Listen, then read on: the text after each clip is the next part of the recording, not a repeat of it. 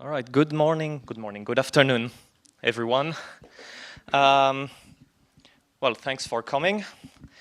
Today we have two very honored guests who will give a talk on the secrets of creativity and innovation, perspective from a global designer. So we have Professor Rama GHEERAWO, who is the director of the Helen Hamlin Center for Design at the Royal College of Art. So he uses design to address issues around age, ability, gender, and race under what I think we can encompass under inclusive design.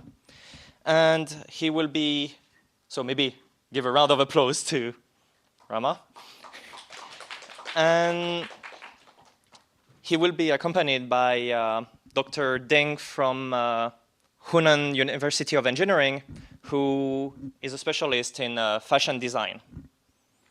So in this talk, they will discuss inclusive design and all aspects of creativity and innovation. So Professor Rama and Dr. Deng, the floor is yours. Thank you.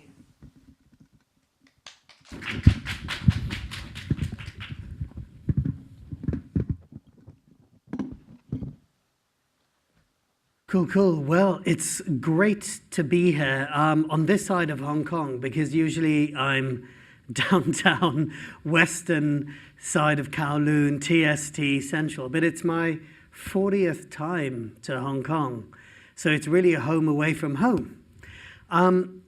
Sometimes as a designer, I feel that I am a little bit of an imposter if I'm doing a talk at a business university or an engineering university. But I actually have a business background. I've worked with over 100 companies on 100 different projects.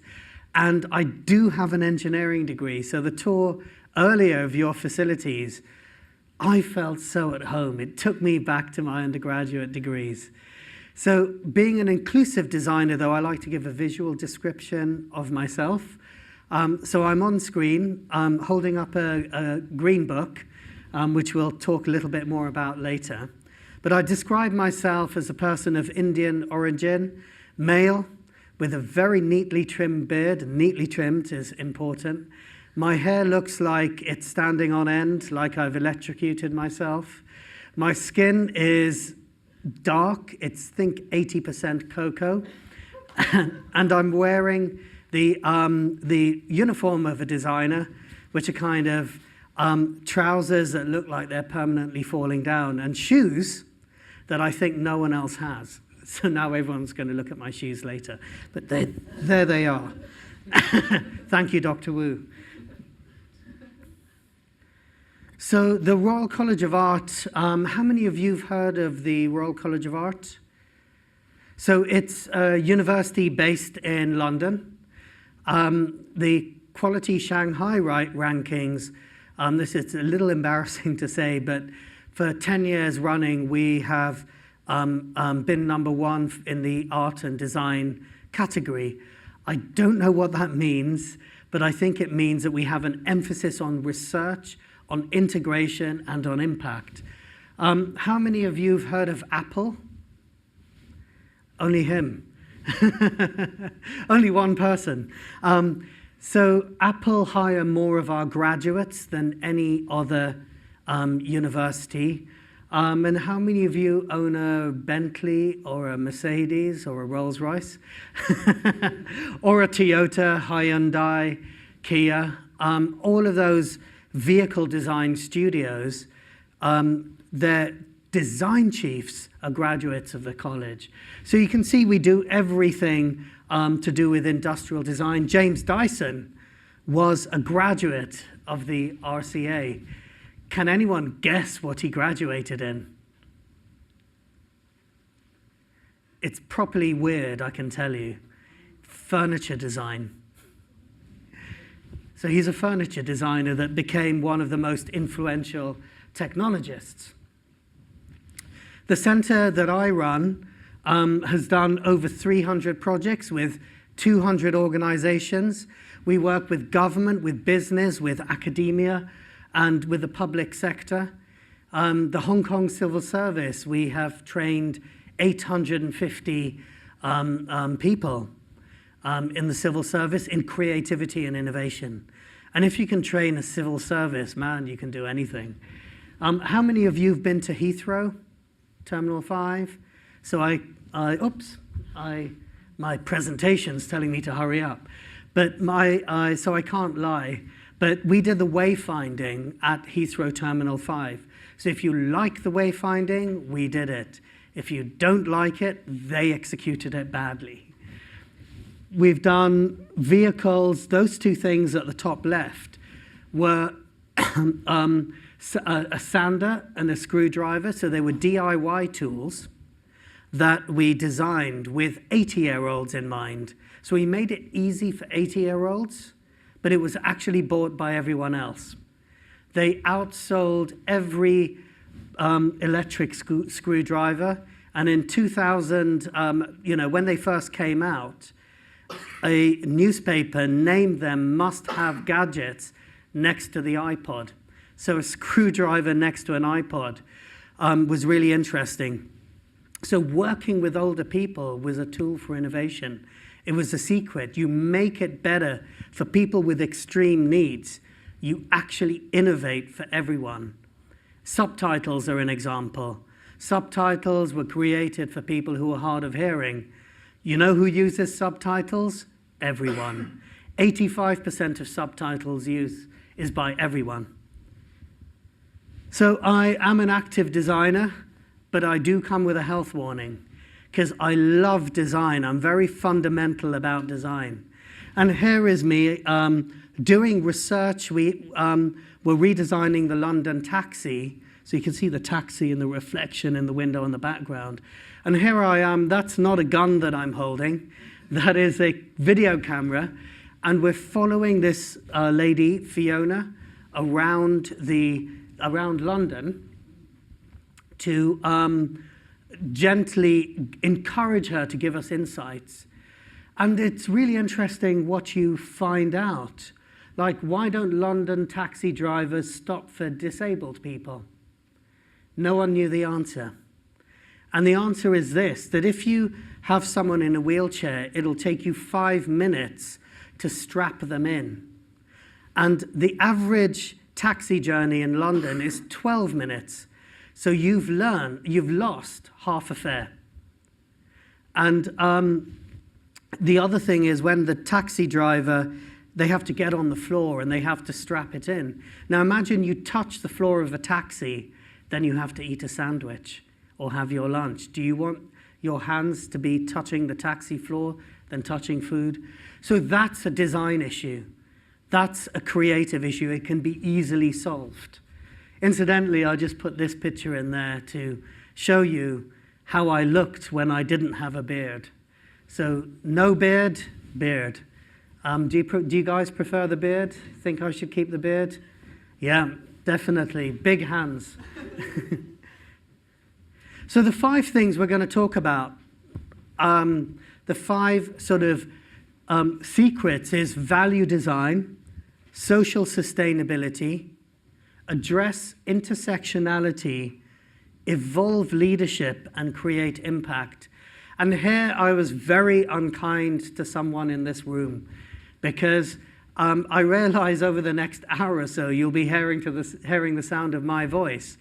But I actually invented a form of leadership driven by design and innovation. And rather than getting me to talk about it, last night at about 10 o'clock, I asked Professor Ding if she would talk about leadership, because I think it's a bit embarrassing when you talk about your own stuff. And she's actually done some research and application within China that I think is fascinating. So I'm looking forward to her lecture. I will learn as much as you will. But design is not just about function. It's about aspiration. It's about delight. It's about emotion. It's about humanity. And remember that you have a purpose on this planet. When we start a design project, we can often feel that we don't know where it's going or how, where will it go? Where will we land? But so I wrote these words: the bird's most important flight is its first, born from uncertainty and disbelief, but driven by its ancestral memory of touching the sky. Why have I put that there? Because creativity is an ancestral memory. It's a cellular thing. It's something we all have as human beings. So design is just not limited to one person or one type of people. Designers, everyone is creative. You all are dressed differently. You eat different lunches. You design your journey to work in different ways. So that is creativity. But there is a problem with design, and I can prove this to you. If you take out your smartphone, how many of you have a smartphone? Another trick question. It's like the Apple question. But if you type in the word designer on any, WeChat, WhatsApp, SMS application, what comes up is this as a predictive icon. Some sort kind of jaundiced people wearing berets and a paintbrush, from the 1940s. I don't know if these are supposed to be French people. I'm looking at our friend in the audience, but is that a designer? Does that look like anyone you know? Does that even look like an artist? I know we have some people, 2 artists sitting there in the middle. Does that look like you? So for us, inclusive design is defined as including the needs of the widest number of people in your design. And the UK government, they get many things wrong. I can think of a few, in my opinion, including Brexit, but they got this right when they defined this, including the widest number of people. So remember that thing about ancestral memory. We are all together on this gorgeous little planet of ours, so we need to think about people and planet. Whatever we do, we need to bring that together and integrate that into our heart and into our intentions. So where did the term inclusive design first originate? Well, one of the founding directors of the center wrote it in this publication, the black and red publication on the left of the screen, Applied Ergonomics. And he made the case for designing more inclusively. And his name was Roger Coleman. We also have a website on the right-hand side, designingwithpeople.org, which is a free and open website for anyone involved in innovation, engineers, business people, policymakers to access. We have a process, and I don't intend to put you to sleep after lunch by going through it, but typically any innovation process goes through 4 stages. The UK Design Council call it the double diamond. Here we represent it as kind of 4 leaves, but there's an exploratory phase when you ask the question, what's going on? There's a focus phase where you kind of discover needs and map insights. There's a develop phase where you develop ideas and then you deliver them. There's a mistake that most companies make, most organizations and most people make when they do an innovation project. And it's this. I'll demonstrate this through the story of crossing the water. So if you want to cross a river, first of all, you'll go out and you'll explore how many different ways are there of crossing the water. Swimming, flying, there's boats, there's bridges, there's hovercrafts. And if you're very religious, you could walk on the water from one bank to the other. So you explore ideas. Then you go through a focus phase. You kind of do feasibility studies. You talk to people. And you may decide, actually, what we want is a bridge. So, okay, then at this point, you develop lots of different ideas for designing a bridge. And then at this point, you deliver one idea, which is the bridge. The mistake most companies make is that they start here. They ask the question, please design me a bridge. They give that instruction, design me a bridge, instead of asking the question, how do people cross the river? So that's inclusive design. It's going back to these two phases. So that's a little innovation tip and trick, is don't say, I'll design you a chair. How, what is the social need? What's the planetary need? What's the human need? Okay, do we understand that? And moving into those first two phases, it's about working with real people. On the right of the screen, you see one of my favorite photographs, our youngest ever participant. And he's 2 years old. He's talking to my colleague, Chris. Chris is the guy with the beard, not the little boy in blue is our participant. And he's telling us about how he's growing tomatoes, and we were trying to understand how communities communicate. And next to him is his big sister, and she's doing what big sisters do. She's keeping an eye on him. And in the background is his dad talking to another researcher from Italy, Christina. And who was this project for? It was for Samsung. Samsung came to us in, a few years ago and said, how do we compete with the iPhone? And we told them two things. One is stop talking about technology and start talking about people. And number two is this is not a product, this is an experience. And I know the irony is I'm holding up an Apple phone and talking about Samsung, but forgive me. And those two things were incredibly powerful in changing how Samsung related to people and related to customers. So work with real people, not fake people. I typed in the word persona into Google and then just pulled these off. What do we notice about their expressions? Everyone on this page. All smiling. In fact, they're all grinning like idiots. And life doesn't look like this. Life can be painful, it can be challenging, it can be hurtful, sometimes even hateful for some people. So why do we turn around and every persona looks like they're having a great time? Why are we not designing for the real issues that people have, like in your lab, whether it's parking your bike or sorting recycling? Those are real issues that people have. So there's 8 billion people on this planet. Go out and find a real person. Don't make up a fake person.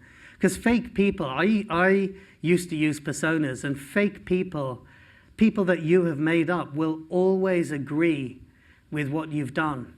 They'll love what you've done. They'll say, Rama, yeah, your design is the greatest, but a real person will challenge it. And that's another tip for innovation. Show it to at least 1 or 2 real people, and they'll tell you where your idea could break down. They'll help make it better. Sorry, it isn't a doom or gloom.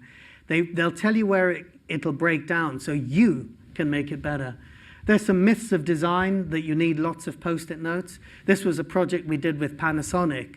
And one of the things is we pulled these designers out of the room and actually got them walking around the city. We actually, when we walked in and we saw this, you know what we did with them? Yoga. We actually took them to a yoga class and said, we took them to a yoga class and we said to them, we want you to tap into your inner creativity because your inner creativity is your humanity. So don't just sit here and try and imagine things. Go out and be inspired. And they came back with 200 different things from walking around the city with people. And their head of design turned around and said, I've never seen people be so innovative after you did that yoga class with them. So it's about this. This is from Hong Kong. We ran a program with another university, PolyU, where we had 10 weeks with a group of students to rethink retirement and care homes.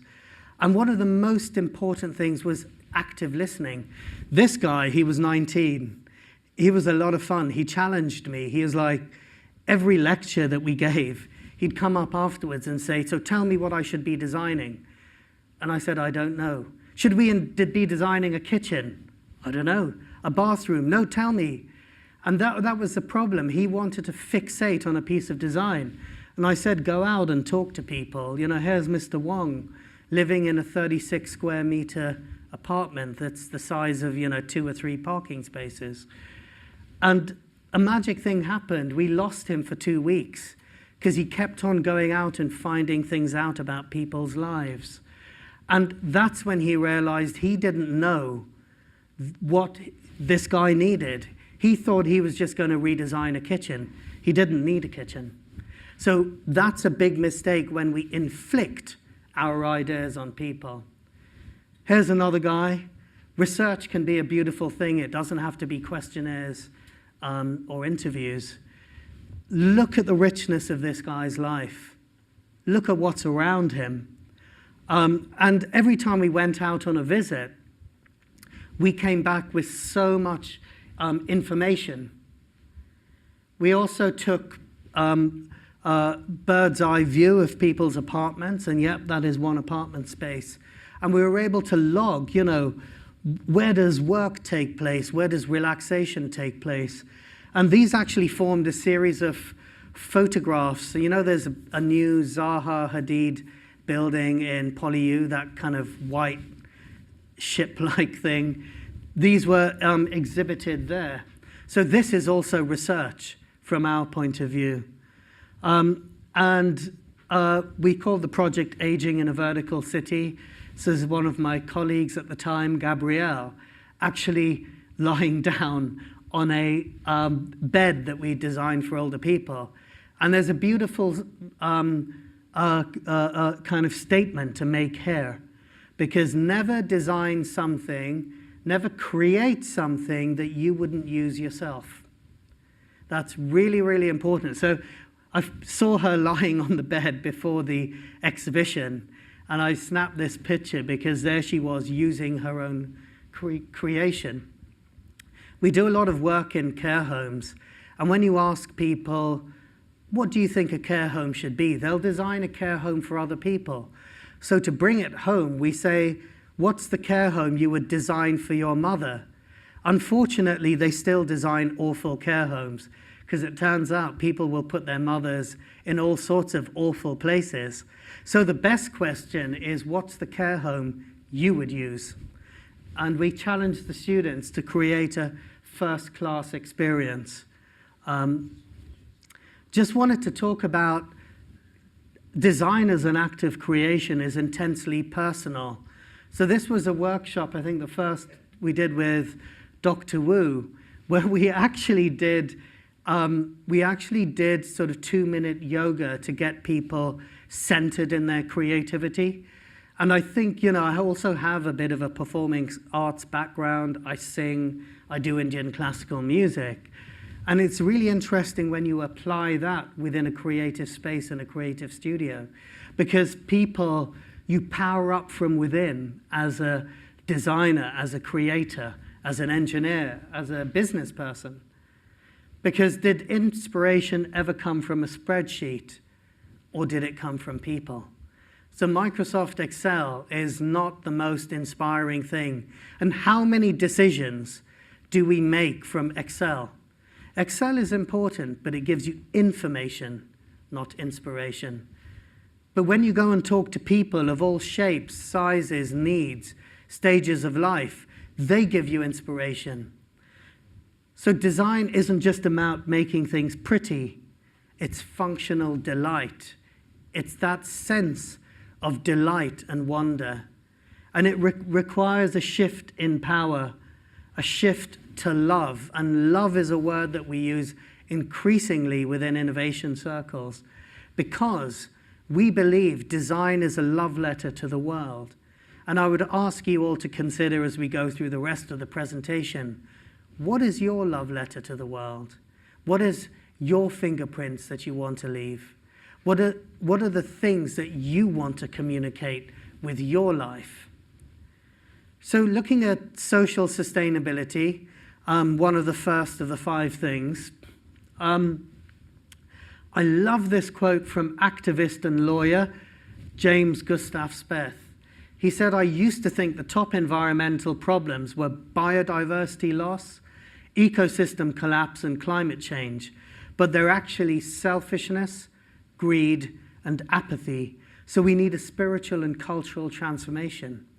And I think that's where it's up to us as universities, as academia, as innovators to bring this about. So innovation isn't just a functional thing, it's also an emotional thing, and it's a spiritual and a cultural thing. So in the world of sustainability, the social aspect is often less considered than the environmental or the economic. Often it's flatly ignored, but people's attitudes, behaviors, and actions are integral. So when people talk about the environment, they're only talking about one pillar of sustainability. There's the social and the economic, and some people say there's the political. So bring all of those into your innovation conversations. So inclusive design can help bring in the human voice to a world that often focuses on large-scale global strategies, intellectualization, and conceptual discussion. So what does that mean? Well, how does an 80-year-old living in a high-rise in Hong Kong recycle, for example? I want to show a little case study on social sustainability. It deals with the topic of suicide, so I apologize if that affects anyone in the room or watching this talk. It's about 2 minutes long, this case study. The River Foyle is a river in the city of Derry in Ireland, Northern Ireland, and it has 3 bridges across it. It's a city of 100,000 people that over the period that we were working in saw 3,000 incidences of suicide or attempted suicide. So that's a high percent. 3% of the population were in some form of crisis. Rather than put barbed wire on the bridge, we did a number of interventions. Rather than put barbed wire on the bridge, we worked with a Swedish lighting manufacturer to create this kind of row of reeds, like little grasses, so they mimic the grasses that grow around the side of the river. They're AI enabled, you can interact with them, but they form a physical barrier, but a visual attraction. So you can see the car bridge on the left, and this is a summer's day in Ireland, so it's very different from Hong Kong. But we changed that into that. With our design, a place of desperation into one of aspiration. So address intersectionality, number 2. So what is intersectionality? It's understanding the ways that multiple forms of inequality or disadvantage sometimes compound themselves and create obstacles that are not understood. I'll unpack what that means, but I wanted to show the origin, which is Kimberly Crenshaw, who defined this in 1989. If you haven't come across intersectionality, it's incredibly important that you do look at it, because it's one of the most important things for creators and innovators out there. The Oxford Dictionary talks about it as in a little bit more of an evolved way.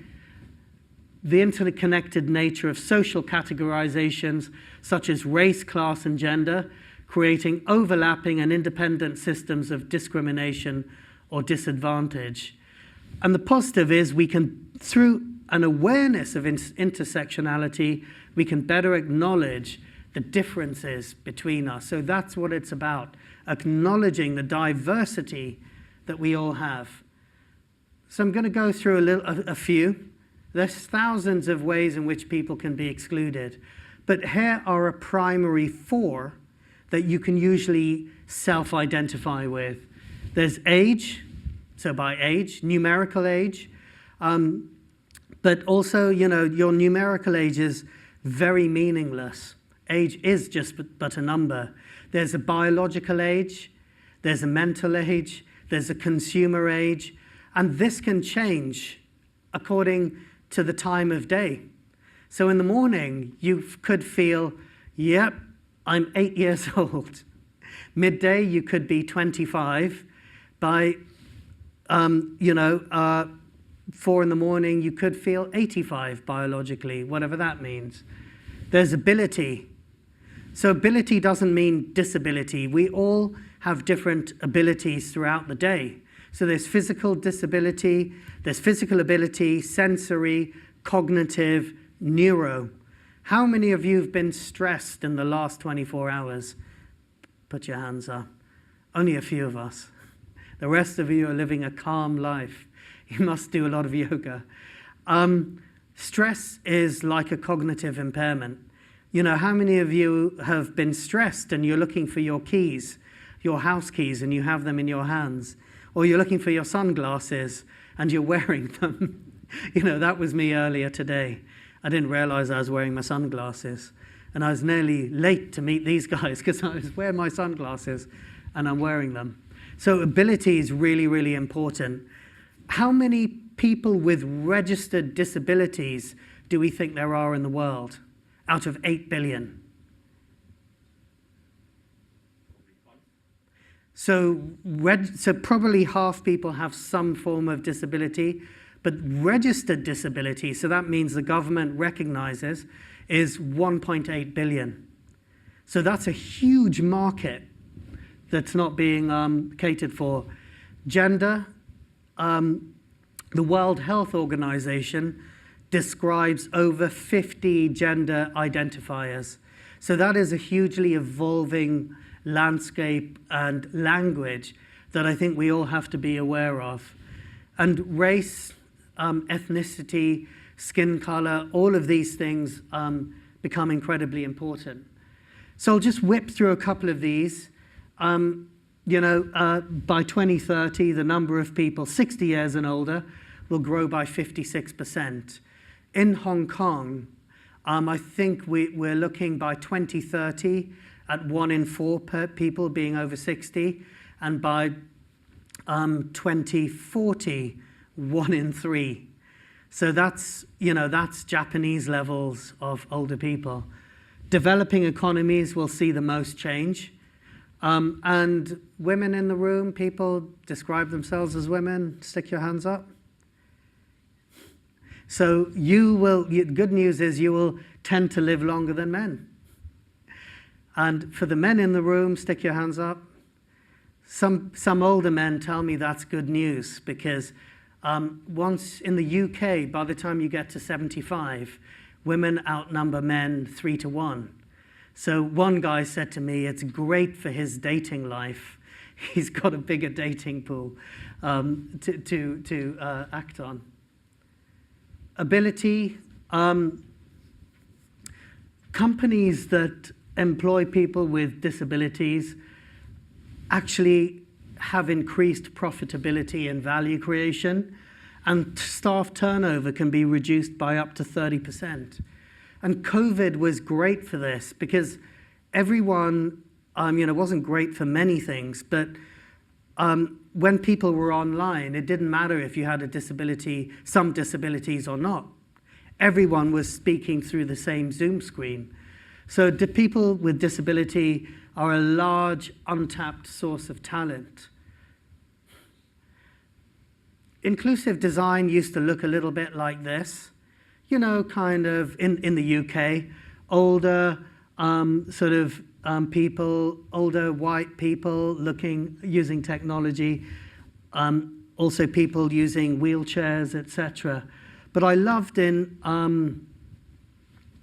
Detroit in 2019, our conference looked like this: young, black, female. And it really signaled a future of inclusive design for me. Gender, I just throw this out, the stat is from Ipsos, but the blue segment, this was mainly looking at, it was actually a global study, but the blue segment, the light blue segment here, less than 20% of people describe themselves as straight or heterosexual. So this is just really to say that there is, again, a changing landscape. Race, where did race come from? And one of the areas was supposedly, this is from a Pennsylvania Museum of Historical Significance and New Research. They talk about this 19th century person called Samuel Morton, who divided people into 5 races. And he did this by getting different skulls and filling the brain cavity with black pepper. And the more black pepper that you could fit in, the more intelligent, he said, the races were. And yes, that is a hierarchy.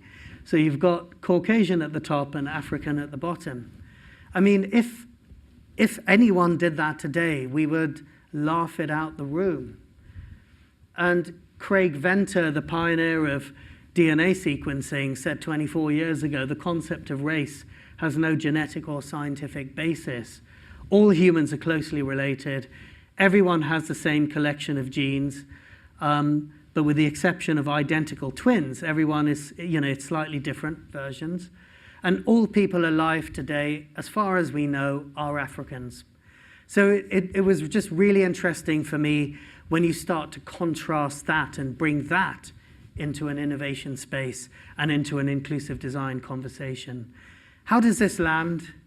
Well, who would have thought it? But these things actually are slightly racist in their design, because glasses have existed for decades but do not fit the face landmarks of low and wide nose profile, excluding many black people and East Asians.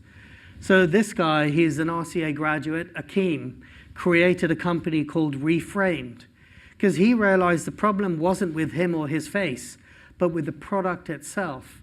And his company's been doing incredibly well. Actually, it's been growing and growing because he's looking at a different set of ergonomic and human data for different faces around the world that just haven't been considered. So glasses, even something that are, they're a great disability device. They've made the jump from disability device to fashion item to the point where, at one point, my cousin, when she was 14, failed her eye test so she could get a pair of glasses, until I pointed out to her you could get glasses with clear lenses if you really wanted them. But thinking of glasses as a disability device and how desirable they've become. And it's also about realizing your responsibility. So on screen, just after the murder of George Floyd, held this talk, which was about ethnic racial exclusion. And here we have Dory, who's of black heritage, the first black dean of design in the world, Carol, who's Bayesian, and she was the first female and person of color who was a president of the Design Management Institute. Mark, Native American, first president of the Graphics Designers Society of America, and myself, another beardless picture. I look like my younger brother. But I was the first Indian director at the Royal College of Art for about 170 years. We asked the audience, when do you think the first person of color ran major design institutions? And people were saying 20 years, 10 years.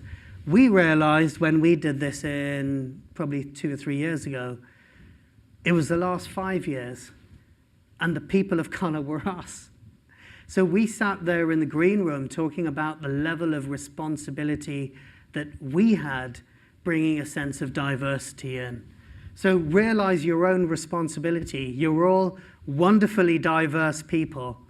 You all have different abilities, different needs, but bring that individuality and that experience into everything you do, and realize your responsibility.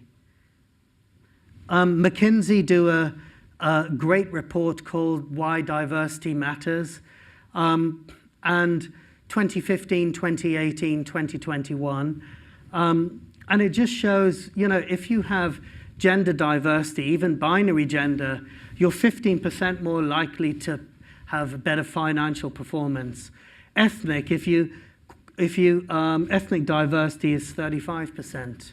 So if you combine the two, imagine where you end up. We did a book on this called Innovating with People. And this was actually led by the Norwegians. If you look at this group of people, it's almost like playing the game of Spot the Norwegians, the people with the blonde hair. To really bring inclusive design into business strategy. And it talks about exclusion. It has some wonderful sort of diagrams. The idea is that people could drop this into their presentations. So the next thing is about evolving leadership. And so that was a big section. This is a big section. The next two will go quicker, and then we'll end with some case studies. About 15 years ago, I ended up crying in the shower because I'd seen so many instances of exclusion, and I didn't know what to do. But as a designer, I thought, if you redesign leadership, do you change everything? Because a lot of decisions are made by leaders. So can you be more inclusive if you introduce a form of inclusive leadership? So the book really asks these questions. Is it for a lot of people, especially those who are never encouraged to lead, especially people who are seen as too female, too black, too brown, too quiet? So it's a book to include people. It's a book written by a creative. Now, most leadership books are written by management consultants or business gurus or politicians. So what happens if you bring in innovators? How can it help us achieve equity, diversity, and inclusion? And following on from the last section, is there a model that includes all ages, abilities, and genders? So this is the book, and it asks these three questions. Can creativity fix broken models of leadership? Empathy is core, but what are the values balance, and how do you achieve clarity in practice? And to help us situate this within Hong Kong and China, I'm going to ask my friend Ding to come up and tell us a little more. Also give me a break. Thank you.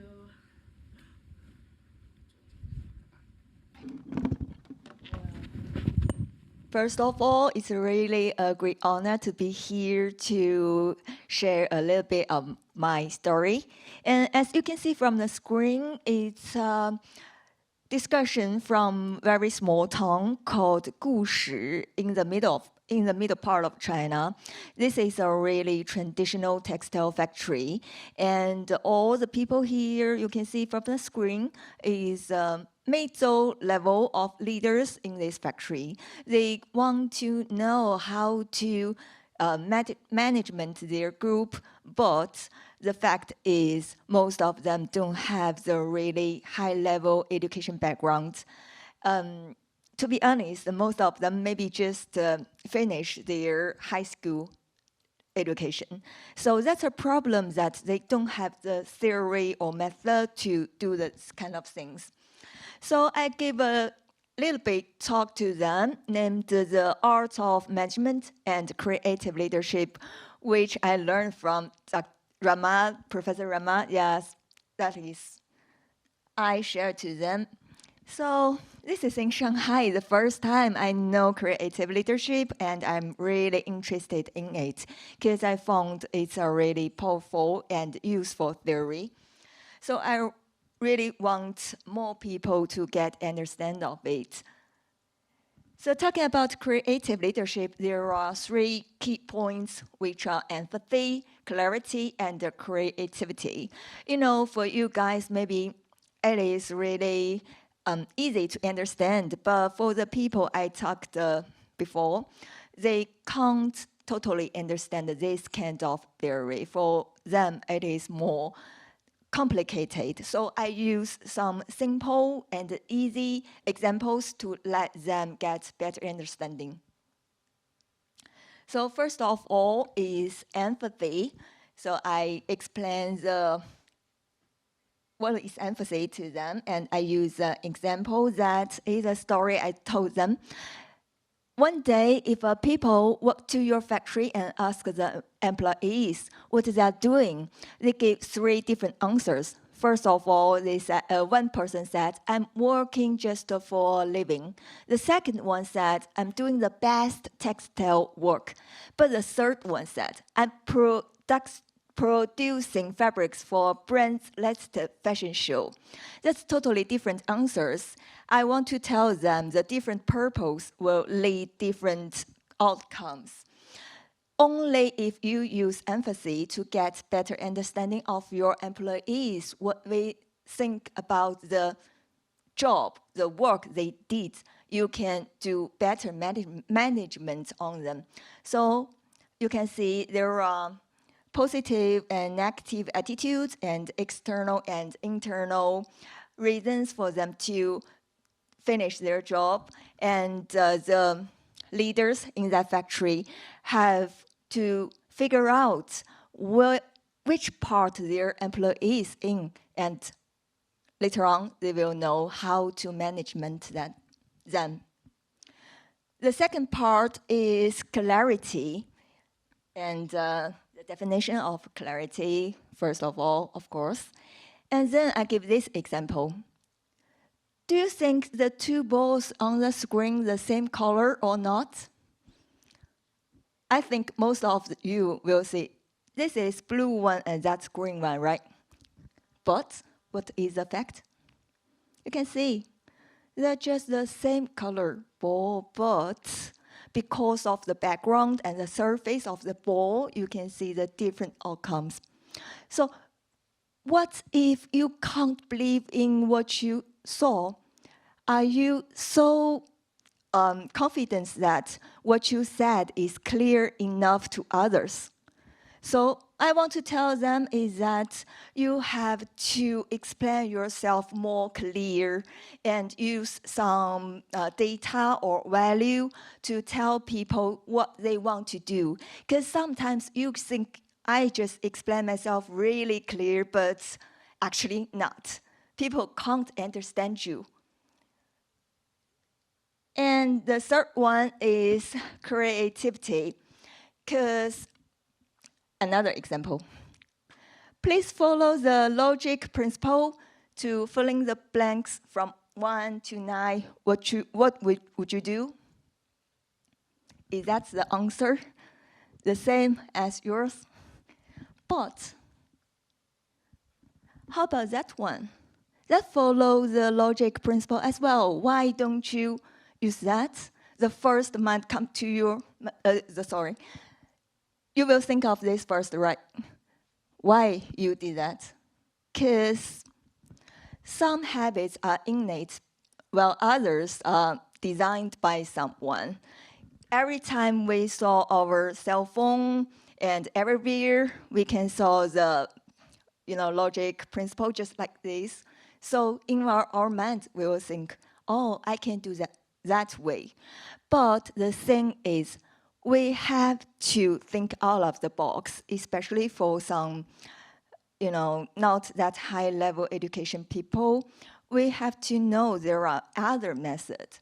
And after I finished my sharing to these people, they just talked to me that I got some feedback really well. They talked to me, said that, oh, actually, I did this kind of thing, but I never thought there's a theory, there's a method that I can do as a academic thing, because they don't know about this.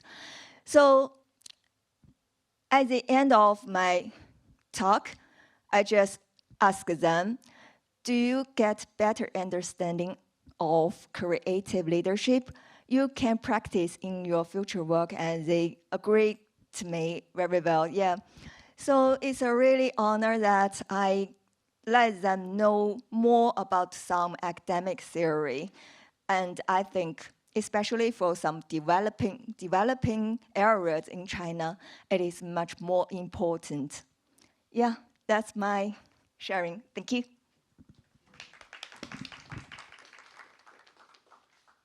So, any questions? There's still. Oh. Okay. So, is that okay? We have a. We have enough time. Okay. You're very keen. But thank you, Ding. It's really interesting to see how those principles, you've applied and developed. And like I say, we've literally trained maybe over 20,000 people or lectured 20,000 people over the years. We've had a neuroscientist work with us, research fellow, and Lily, if I could ask you to hold up the book. So she's got the book for the university, so if the rest of you want to read it, you know whose door to knock on.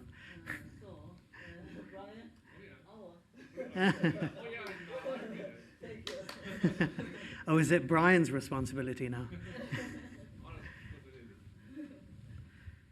So the final one, I think, is to show impact. And this is an important one because I believe design creativity makes most conversations better. And here I'm going to just run through a couple of projects that we've done, including one in Hong Kong. This was a project by the UK government where they asked us who will take up driverless vehicles. Who'll be the kind of early adopters? Who should be the early adopters? And our consortia included all of these people. You can see the Royal College of Art there. And we were brought in to do that bit of user-centered research. And this, I think, is what everyone wishes a driverless car experience to be like. It's a flying carpet. We ran over 20 workshops with people aged 6 all the way up to 86, visually impaired people, older people, pregnant, etc. And in one of the workshops, we asked people to design their own driverless vehicle as a kind of innovation exercise. And people created all of these sorts of things, but then we asked them to show and sell their driverless vehicle. And I really love this one, bottom center, because it's a house on wheels. You can see it has a chimney, it has a door, it has a balcony. And when they were talking about it, we realized a business opportunity. What if you could sell a driverless vehicle to a hotel? So we actually talked at one point to a hotel chain. Could you go to bed in London and wake up in the south of France in your driverless vehicle, which is a hotel room? And because of the digital gyroscopes, you won't feel the vehicle doing this. You won't even need to feel bumps. It could be that magic carpet ride using technology. We managed to borrow or steal this vehicle from Heathrow, which is a driverless vehicle that takes you from the business car park to the airport in Terminal 5. And we asked people, drove around a part of London, and we asked people to do different challenges whilst in the vehicle. People of different ages, abilities, genders. It turns out people do more things than just drive in a vehicle. Cars are used for many, many sorts of things. And that was really rich at informing us what a driverless vehicle could be.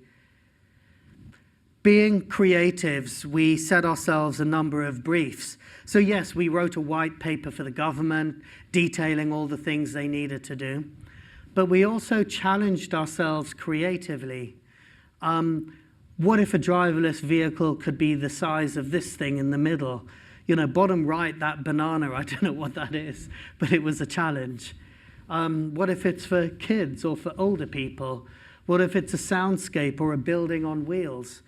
And then we started to realize these things. So we were having creative fun. And here are some of the things that kind of hit the government's headlines. We redefined the sports car from being a sporty car to a car that you do sports in. So what if you could swim your way to work or cycle your way to work in your car? We also looked at the last mile. So what if a driverless vehicle was the size of, this little table? And for a person with disabilities or special needs, it could follow them down to the shops and actually act as a shopping cart. And people would say, well, why don't you just use an app?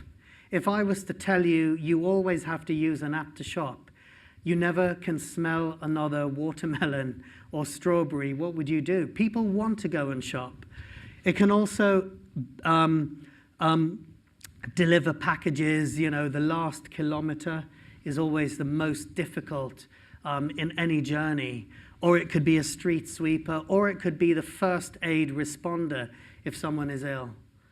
And this was one of my favorite, because we were looking at the closing down of public toilets, but also Uber being challenged at that time in many different cities. And we put those two together because we're all human. And when you need the toilet, you need the toilet. So we were thinking, what if Uber did public toilets? They did a toilet, so you could call up a toilet when you needed it. And we called this the Uberloo. And we actually presented it to them, but they didn't like it. So design deals with reality. This is a project we did for a major airline, and OCC is an operations control center. And in movies, it's basically that area where it's usually action movies. It's that space where people are looking at planes going across the screen, and it's where all the action happens. Total rubbish. In reality, it's very boring. It's a great job, but it's very boring. And it needs to be boring. Most of the time, the planes are just going across the screen, and it's fine. They take off and they land. But we were asked to do the UX of this kind of 6 meter by 2 meter wall. But we wanted to bring a little bit of humanity into it. So yeah, there's the UX, and it's pretty functional, and you can bring up individual images of aircraft, and if anything's in trouble, it'll appear in red at the top of the screen. But we also brought in this kind of human mode, this educational focus. And this was co-designed with those people that were there. They said their eyes get tired, so we were looking at how much you get better sleep, or how could this screen, when everything is okay, get everyone in the office to do eye yoga? Or do you need IT support? You could reach this person, she has 10 years of experience, or just welcoming someone or saying it's their birthday. So this very operational, functional item, how do you change it? This is not from us, but I wanted to bring in a business case. This is in the book, and it deals with a £1 billion edtech unicorn. So that's a company that floats on the stock market and is valued at over, at a high value. And it's one that started with people with learning disabilities. It started from the human side of things. It's called Kahoot. I don't know if you've heard of Kahoot, but it's used in every country apart from 16. He was one of 3 founders. So he looks like a pretty, enabled Norwegian white male. But he has a learning disability. He was at the back of the class struggling to learn. And he wanted education to look like this. Why is she so happy? Because for the first time in her life, she solved an equation. And if you look at the other people at the table are really happy with her. So Kahoot brings together a learning practice where you learn together. And there's no kind of failure. It's all about you learning together. Johan, I've spoken with him a number of times on stage. One of the most exciting things he did was use Kahoot to teach, I think it was 6,000 older people, how to use the internet in a football stadium. And I thought that was pretty incredible as well, both ends of the age range. So Kahoot meets the metrics of traditional business success. 2021, they floated on the stock exchange, and they were one of the biggest education tech successes ever. But they didn't do this in spite of their holistic, empathic, and creative approach. They did it because of it. So you can see the values that Ding was talking about coming through. But what was really most important in the interview is Johan said to me, everyone's asking me about money, you're asking me about humanity. And when I said to him, what does the world need? He said, the problem is we're not making enough creative-led businesses. Connecting and being joyful, that's the gift the world needs. And that was his motivation. So Johan, incidentally, another little tip here, 95% of startups fail. Kahoot didn't, because Johan and his co-founders knew when to get out of the way. They're designers, they're creators, they're humanists, they're engineers. And at some point, they needed to bring in someone else, another CEO, another CFO, another CMO, in order to take the company forward. They knew when to let go.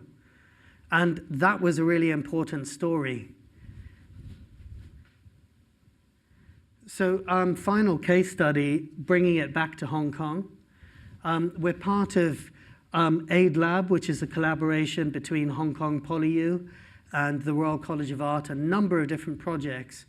And our project is incredibly exciting, as are all the others. So it's really looking at artificial intelligence in design. Well, ours is looking at back pain. And 49% of people in the UK experience back or neck pain on a weekly basis. And 20% point to work as a key trigger. Now, before the pandemic, you had health and safety officers who could keep an eye on what you're doing. But actually, do you know who back pain most affects? It's surprising. The under 30s. So it's most of the population of this building, these buildings. So it's the biggest detractor of quality life in the under 30s. And the second group is the over 60s. So I'm kind of lucky I'm in the middle. So the issue is, you know, we're working in all sorts of spaces and places, but just not the desk setup. So, you know, 2019, 1 in 10 of the UK workforce had worked at least one day from home. By 2022, it was 1 in 5.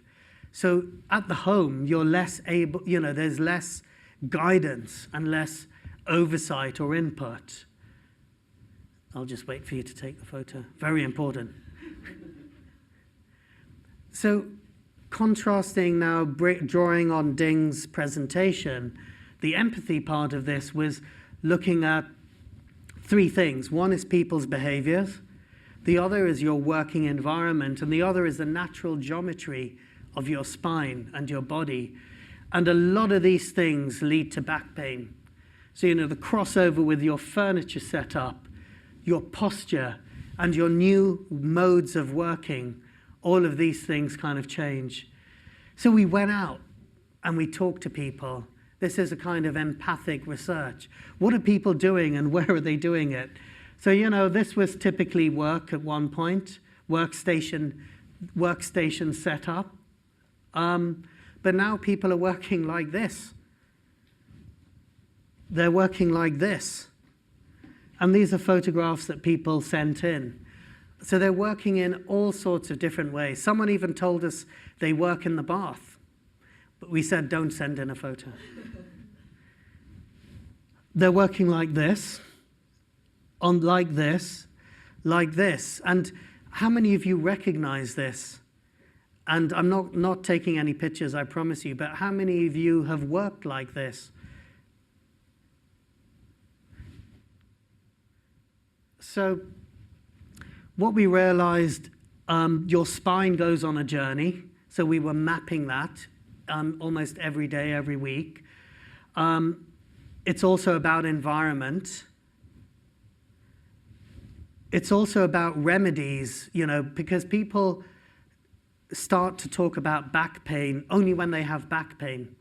So how do you get to people before they need a remedy?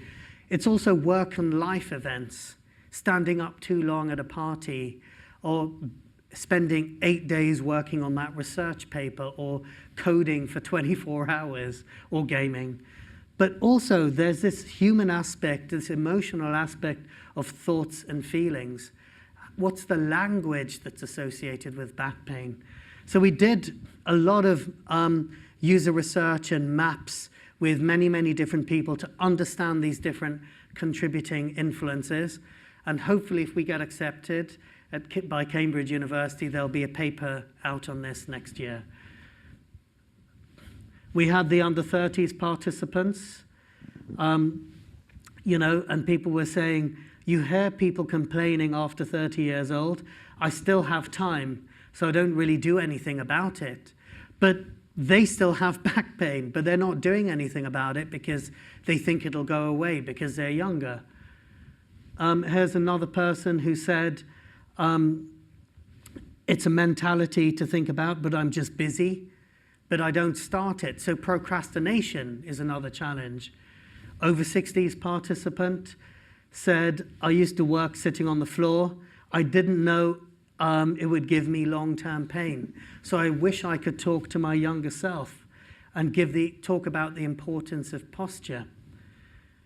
We talked to chiropractors and back pain and pain specialists who said we want to empower patients by giving them permission to do the things they want to do. So it's kind of a new layer of health. It's not the doctor telling you what to do, it's the patient driving things forward. We asked people, what's a comfortable posture versus a correct posture? So there's comfortable, you're on the sofa. And there's correct, what they think is correct, and they're sitting up at a screen. But most of the time they're doing that. Here's another one. So the comfortable posture is actually to do this with the neck. But the correct is he's put his chin into his neck. He's brought his head down. So that's what he thinks is correct. Comfortable is she's got her feet on her footstool and she's leaning back in the chair. Correct is she's sitting up straight. So the clarity, that was the empathic research. The clarity we got from this was what is, led to this question, what is correct back health advice? And the huge clarity is actually this is a load of rubbish. And I'll say that again, this is a load of rubbish. This image that we have of sitting up like this, and how many of us were told at school, sit up straight, stop fidgeting, put your legs together, and put your head up. Actually, children need to fidget.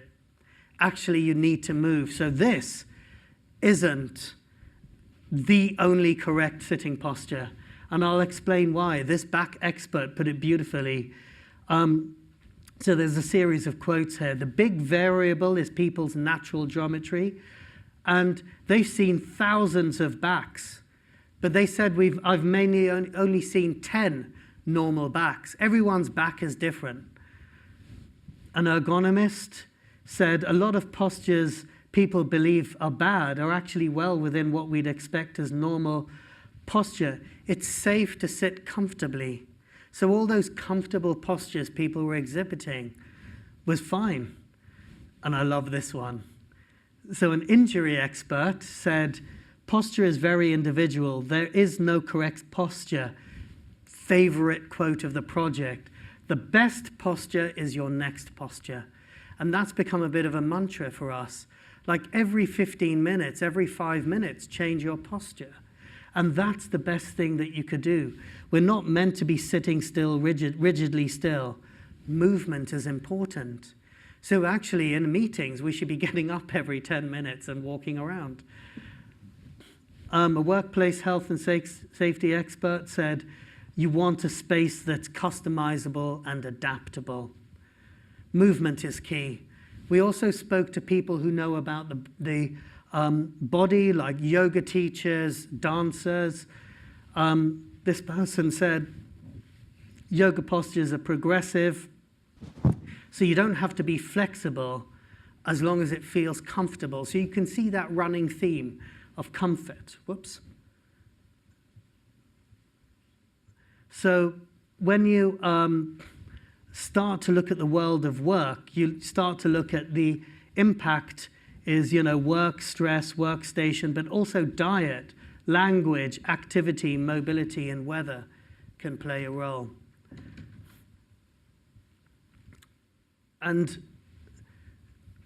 time plays a role because people can have damage due to posture, and then you're inactive due to the damage, you have the pain. And then you have recovery and maintenance. So that's typically your back pain journey. Creativity. What did we do? We wanted to look at opportunities of AI to map back pain, to detect it, and then to enable better support and recovery. So there's a number of different pieces in the jigsaw. There's your workstation, there's time of the day, there's location, where are you working? There's also who's around you, what are you doing? There's your diary. So are you getting most back pain when you're in meetings, or most back pain when you're on your way home? And then there's the amount of activity that you have. So we wanted to look at this pre-back pain area so that you shift from addressing your back pain once you have it to pre-back pain. So once you have back pain, you can be better supported and manage and prevent it in the future. We're also looking at language, traditional language being degeneration, weak, but alternative language of adaptation, movement being normal, etc. So with all of this, what we want to do is get to a space and place where it's not just about the positioning of the spine. It's how your surrounding life and its context contributes to that spinal health. So we've talked about 5 things: valuing design or creativity, social sustainability, not just environmental or economic, addressing intersectionality. We all have that within us. Evolving leadership, and thank you, Ding, once again for your take on that, and creating impact. So it's important to challenge your perspectives. We did a project in the Middle East with migrant workers, and you can see myself in the middle, my colleague Chris here, and my other colleague Oni there, with the migrant workers. And when they first came to the university, they were really scared because they didn't know if they were going to be deported or what was happening. So one of the things we had to do was step out of our comfort zone and go and visit them. And actually, we removed the chairs and tables and we sat on the floor. And this is a really rare photograph. You have 3 people from Qatar on the left of the screen and 2 migrant workers sitting together having a conversation. Change requires bravery. And the next little video, if it plays, is an image of that was actually taken in Paris in a rooftop bar. And a guy just stood up and started dancing. And he was just dancing with abandon, and people were kind of looking at him and pointing at him. And everyone else was trying to look cool. But what then happened is a second guy joined him. Then the guy's girlfriend, then her friends, and soon half the bar was dancing. And the people that were critiquing or laughing at him earlier then looked like the idiots. So you can sort of see him there. There he is. I won't show you the whole video. He's really going for it. Sorry, the video's a little dark. And then you'll see his friend comes and joins him. So sometimes you've got to be that guy. Sometimes you've got to be brave. So how do we do this? It's not just about looking good. People think design is just about looking good, like the peacock, but it's also about doing good. So I love the fact that the chicken strapped rockets to her back and she's taking first aid somewhere. Creativity is messy. It's not doing it on your own like the gorilla. It's doing it together. So it's like sharing ownership of ideas. So it's the difference between brawn, like my strength, and brain, our collective knowledge. So to end with 2 quotes, I love this from Anais Nin, who said, "And the day came when the risk to remain tight in the bud was more painful than the risk it took to blossom." And I think that's in all of our projects, we feel and see that moment. And remember, at the beginning of this presentation, we were talking about power and love. And an inspiring poem for me was this from another one from India's poet laureate, Tagore, who was a contemporary of Einstein. And he said, "Power said to the world, 'You are mine,' and she imprisoned him on her throne. Love said to the world, 'I am yours,' and she gave him the freedom of her house." So when we talk about empathy, creativity, and clarity, we're also talking about love. And when I ask you, what is your love letter to the world? It's actually for you to have freedom in everything that you do, rather than being imprisoned by notions of power. So if you want to get in touch with me, these are my links. Please don't send me an email. I won't read it, because email is like taking a drink from a waterfall. But Instagram and LinkedIn are 2 great places. I do respond to DMs. And Amazon is a place to buy the book. So thank you very much for your attention and for not falling asleep.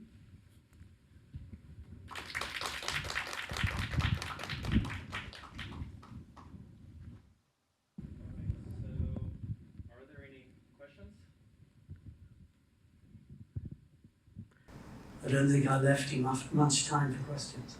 I mean, if you have time. Oh, I did. I Okay. have time. Well, maybe I start with one question, actually addressed to the both of you. Because, so you talk about inclusive design first, and then there was the presentation by Professor Ding on, thank you. There was the presentation by Professor Ding on actually teaching design to, introducing this design and leadership to people that for the most of them had only high school education. So actually how to apply, I would like to know a bit more on how to apply those principles to indeed teaching design to outside of academia, to people, either people in the workforce with a lower education degree, younger people, older people, and to get this more contributive aspect. Oh, engineers, yes, very important for us. Yeah. Sure, so I'll start and then Ding if you want to add. I actually have an engineering background, and that's where a lot of this belief in my own system that design and engineering are 2 sides of the same coin. It's about creativity. Engineering as a word comes from the word ingenium in Latin, which is ingenious. It means, to create. So we've run workshops in inclusive design where you'll take groups of people who believe they cannot design. And I don't mean to be rude here, but the Hong Kong Civil Service are a group of people who were really steeped in this belief. We're not creative. Within a day and a half, you can change that. We would give them an hour and a half to solve something like hospital queues in the waiting times at one point was 4 to 8 hours. Poverty, parking spaces, aging, childcare in Hong Kong, 1.5 hours. And they'd come up with ideas once you do a couple of things. Give them permission, remind them that you're creative, remind you that everyone has creative potential, however that comes out, and give them processes and platforms to do that. And one of the ways of doing that was to remove Word, PowerPoint, and Excel. They had to come up with solutions, prototype it using cardboard, paper, plasticine, spaghetti, and then role play it. So we've done these kind of workshops with migrant workers, with kids, with non-designers and designers. And sometimes the most resistant people are professional designers because they think, you know, I went to college for 3 to 7 years to understand the creative process. I have a PhD in the double diamond process, and this is the way you create. But if you're saying to a civil servant, now's your chance to play, the head of Hong Kong hospitals, we had 20 of them in senior medics in Hong Kong, and we told them to write, again, we softened them a bit with inclusive design, some lectures, some activities, and then their exercise was, can you create a visual brief for accident and emergency waiting times, and what are the challenges from your perspective as hospital leads? And what they did was brilliant because, again, they were just reminded of being 5 years old. You ask a 5-year-old to draw their house, they'll draw it. You ask a 55-year to draw their house, and they'll argue with you why. You know, a 55-year-old CEO. So creativity, I feel, is often educated out of us. You know, the education system is very much about, here's the correct answer, play it back to me. And it's not strictly that. So I'd say, actually, the workshops we've done with engineers, finance people, business people, politicians, policymakers, and children have been incredibly powerful and as fruitful, if not sometimes more fruitful, than the workshops we've done with designers.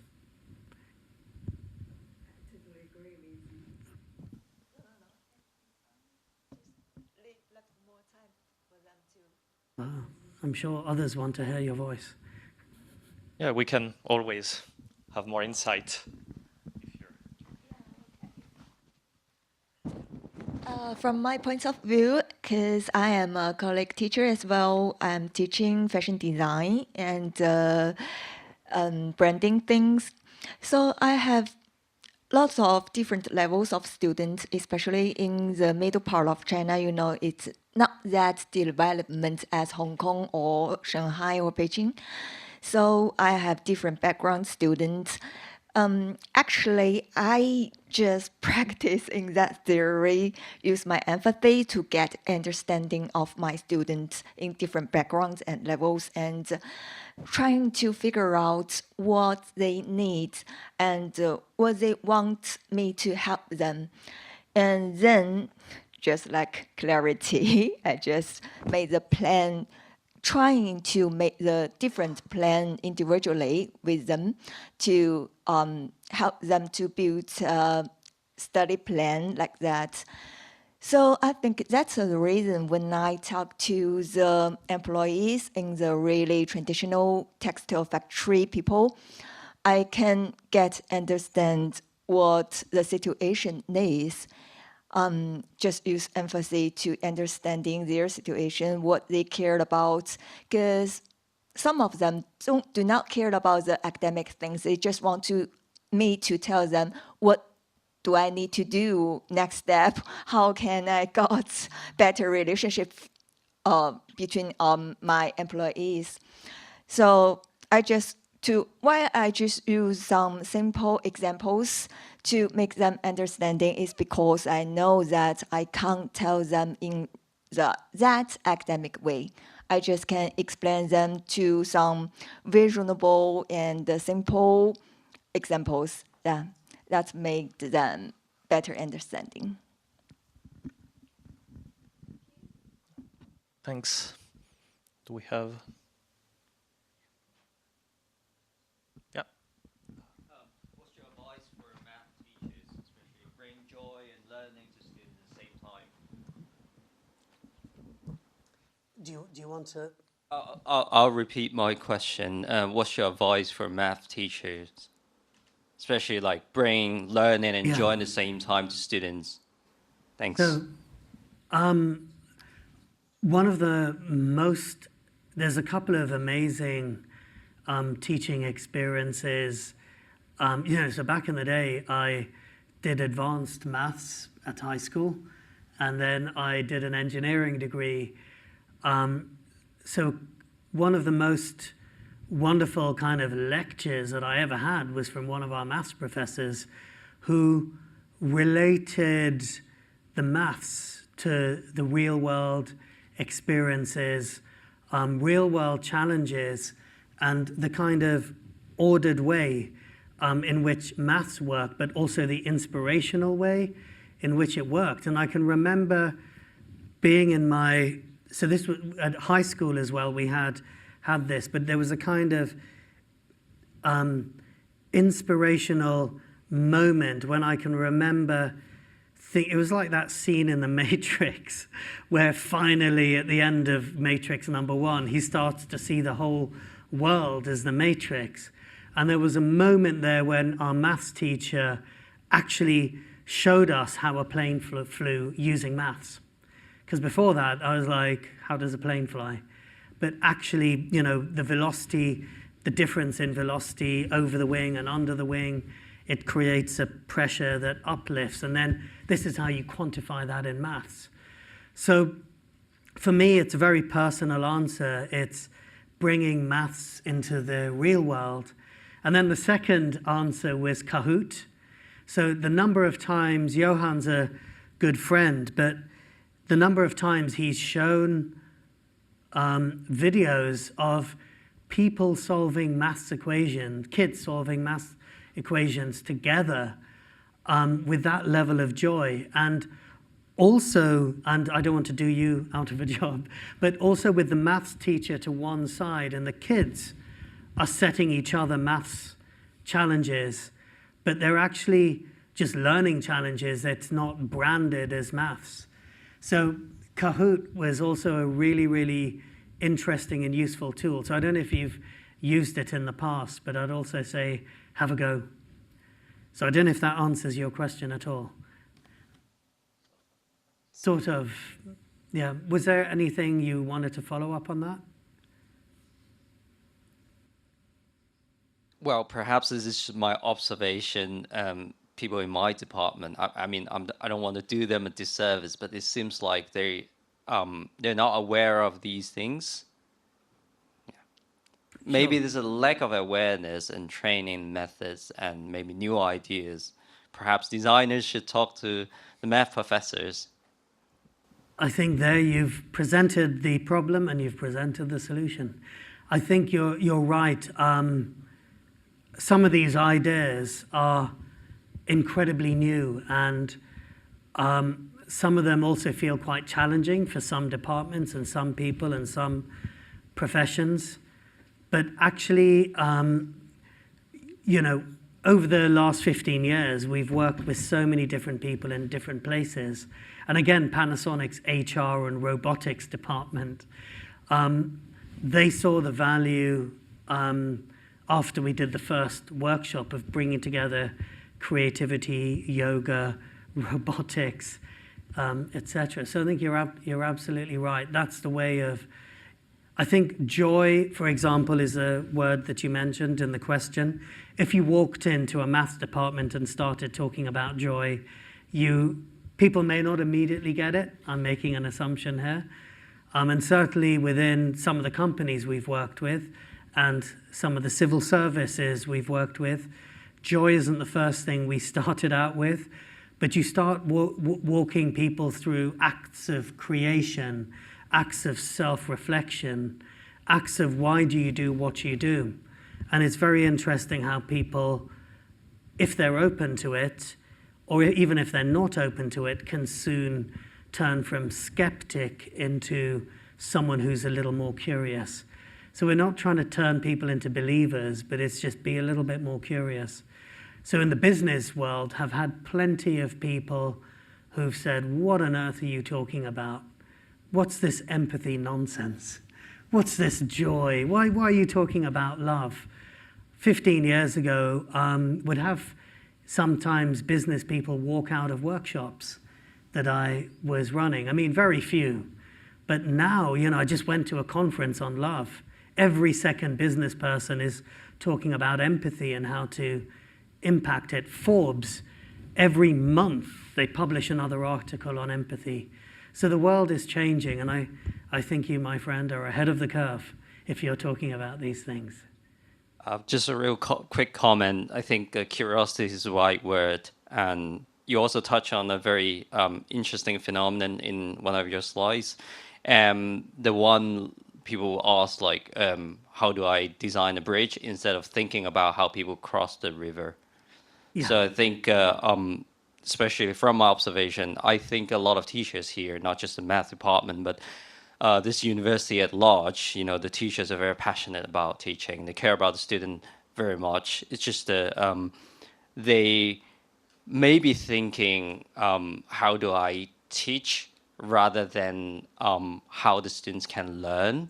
So that will be the comparison to your example. How do I design a bridge instead of how do people cross the river? I hope someone recorded what this gentleman said. It reminds me just of another. So, I'm inspired by academic papers all the way through to poetry, to stories I write, I sing, I compose. So all of that is a kind of creative mix. And Khalil Gibran, who wrote The Prophet, said the role of a teacher, so I'm just reflecting something you said, the role of a teacher is not to pour their knowledge into their students' head. It's to walk them to the boundaries of their experience, open a door and watch them walk through. And I always thought that was something my mother, who was a teacher when she was 24, a headmistress. She started teaching at 14. She was a headmistress when she was 24. One of the most successful women I know. She would always speak about that being the role of teaching, not pouring the knowledge, but opening the door. So thank you for your sharing. Thanks very much.